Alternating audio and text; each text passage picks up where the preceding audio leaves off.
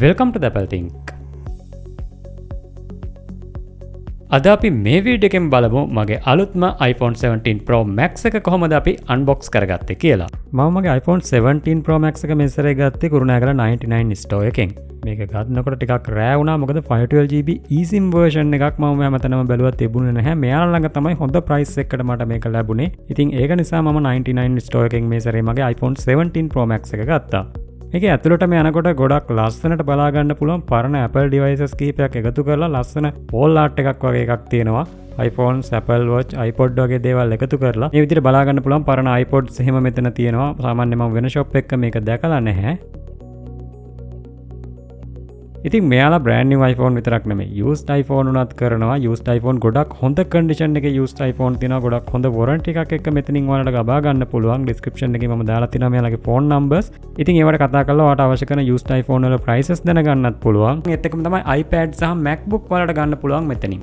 මම මගේ iPhone 16 Pro Max එක මෙතෙන්ට දීලා exchange offer එකක් විදියට තමයි මම 17 Pro Max එක ගත්තේ. ඉතින් මේ iPhone 17 Pro Max එක මම ගත්තේ eSIM version එක. ඒකට හේතුවක් තියෙනවා. මොකද මේ eSIM version එකේ battery capacity එක milliampere 200ක් විතර වැඩි normal version එකට වඩා. ඉතින් ඒක නිසා මේ eSIM version එකේදී අපිට පැය දෙකක් වගේ වැඩිපුර battery ආයු කාලයක් බලා ගන්න පුළුවන් SIM version එකට වඩා. ඒක නිසා මම eSIM version එකක් හොයලා තෝරලා ගත්තා. මොකද මට eSIM ද normal SIM ද කියන එකට වඩා මේ අමතර පැය දෙකේ බැටරි ආයු කාලය ගොඩක් වැදගත් වෙන නිසා. ඉතින් මම මේ iPhone එක ගත්තේ ඔක්තෝබර් මාසේ මුල වගේ 3 වෙනිදා වගේ. එතකොට ඇවිල්ලා තිබුණේ මේ Cosmic Orange කලර් එක. අතර මම ගන්න හෙව්වෙත් මේ කලර් එක. ඒ නිසා කිසි ප්‍රශ්නයක් වුණේ නැහැ. මේ කලර් එකෙන් එකක් මම දැන් ගන්නවා.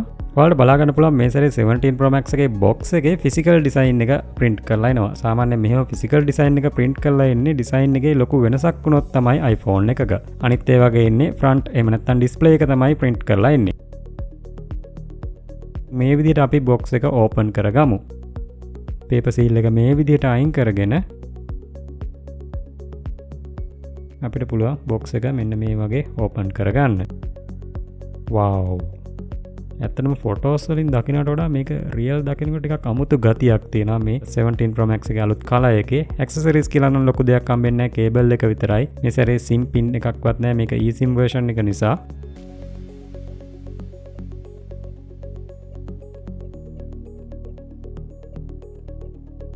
මේක edges curve නිසා අතට හරි පහසුයි අල්ලනකොට. 16 Pro Max එකට වඩා ගොඩක්ම අතට පහසුයි. නමුත් ඇලුමිනියම් නිසා තමයි පොඩි ප්‍රශ්නයක් තියෙන්නේ. ටිකක් පරිස්සම් කරන්න වෙනවා ෆෝන් එක. ඉතින් මේ විදිහට බැලුමට පේනවා ගොඩක් ප්‍රීමියම් ලුක් එකක් තියෙන 16 Pro Max එකට. නමුත් 17 Pro Max එකේ ලුක් එක හොඳයි. ඩියුරබිලිටි එක තමයි ප්‍රශ්නේ. ඉතින් අපි මේ විදිහට මේකේ ෆ්‍රන්ට් ස්ටිකර් එකත් රිමූව් කරගමු.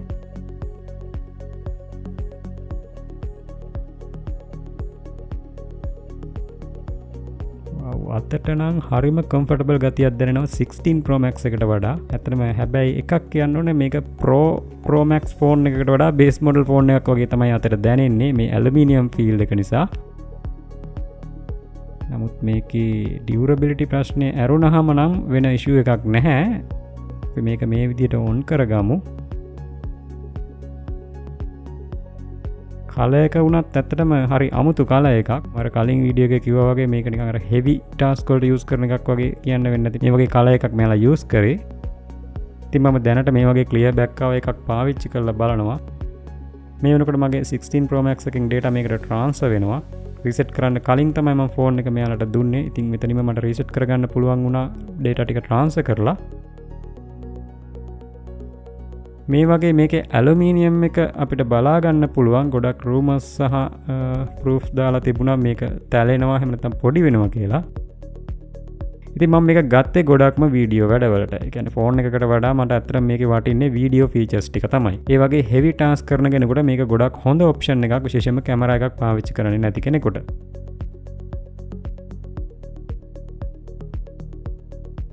මේකේ තව කලර් එකක් මට හම්බුණා ඇලුමිනියම් පාට. එහෙම නැත්නම් මේකේ සිල්වර් කලර් එක. ඒක ඇත්තටම MacBook එක ෆීලින් එක එන්නේ. Apple ගතිය ගොඩක් වැඩි ඒකේ. නමුත් මේ Cosmic Orange කලර් එක ටිකක් හරි අමුතු කලර් එකක්. මේක එකපාර දුර ඉඳන් දැක්කත් අඳුර ගන්න පුළුවන් වෙන විදිහේ කලර් එකක්. ඉතින් 16 Pro Max එකට වඩා මේකේ කැමරා ෆීචර්ස් නම් ගොඩක් වැඩි. වලට පේනවා මේ zooming උනත් කොච්චර zoom වෙනවද කියලා මේ 17 Pro Max එකේ.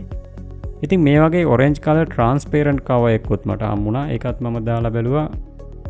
ඒත් එක්කම තව කවර් එකක් තියෙනවා මේක අන්බොක්ස් කරද්දි පෙන්වන්න වෙනම වීඩියෝ එකක් කරන්න ඕනේ මේකට. මේ Mujo කියන බ්‍රෑන්ඩ් එකෙන් ගිය අවුරුද්දෙත් මට මෙයාලා මේ බෑග් කවර් එක එවුවා ටිකක් මිල අධික ජෙනුයින් ලෙදර් බෑග් කවර් එකක්. ඒක දාලා බලපුවම මේ වගේ තමයි තියෙන්නේ ෆීලින් එක. මේක ගොඩක් ප්‍රීමියම් ෆීලින් එකක් දැනෙන බෑග් කවර් එකක්.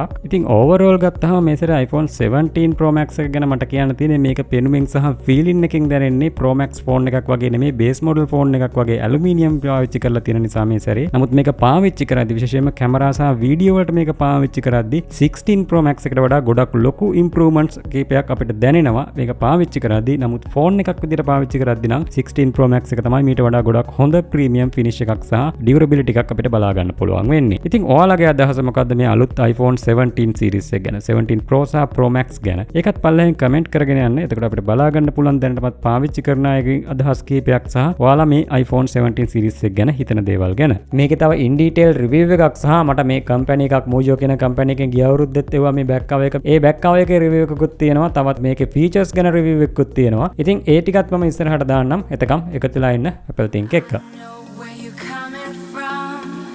A long road and the money's gone. All the games where you played your part from the very start just to come this far. You should know I believe in you.